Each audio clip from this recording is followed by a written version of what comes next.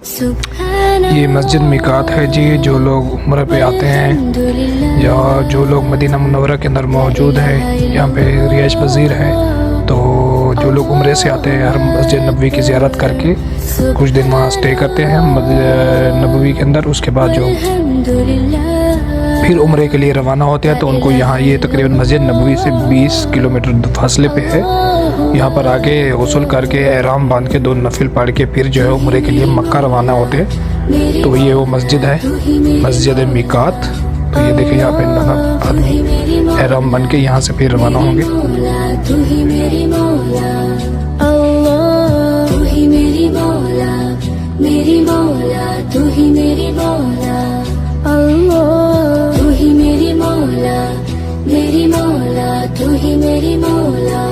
سبحان اللہ والحمد للہ لا الہ الا اللہ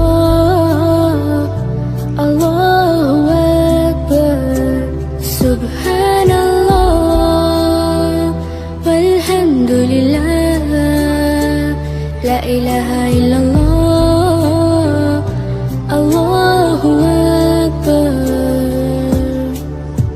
السلام علیکم ورحمۃ اللہ وبرکاتہ، ویلکم ٹو بیک مائی چینل، آئی ایم اجاز، میرے چینل کا نام ہے اجاز احمد ویلوگ۔ تو دوستو امید کرتا ہوں اللہ کی رحمت اور فضل و کرم سے آپ سب ٹھیک ٹھاک ہوں گے۔ تو الحمدللہ رب العالمین میں بھی ٹھیک ہوں۔ تو آج ہم آئے ہوئے ہیں مدینہ منورہ میں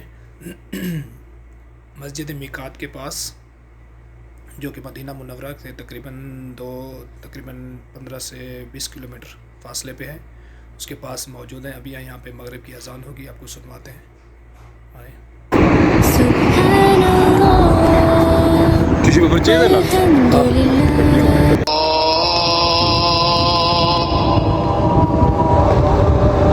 أشهد أن محمد رسول الله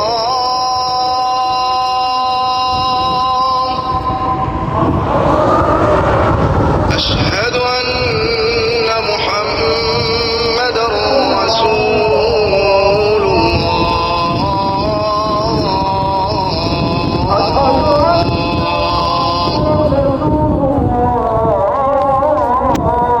حي على الصلاة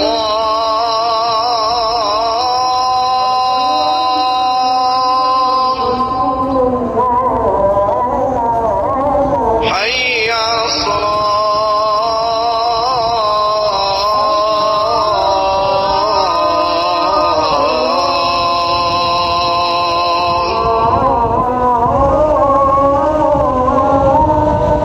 حي على الفلاح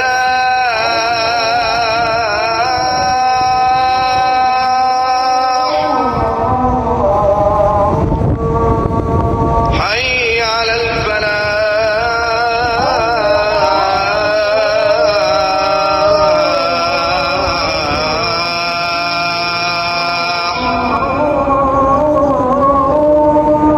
الله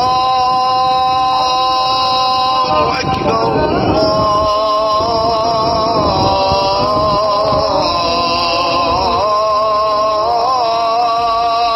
أكبر لا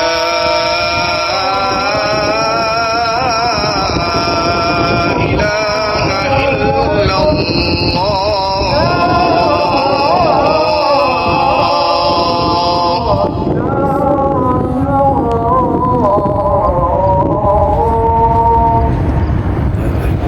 لا الہ الا اللہ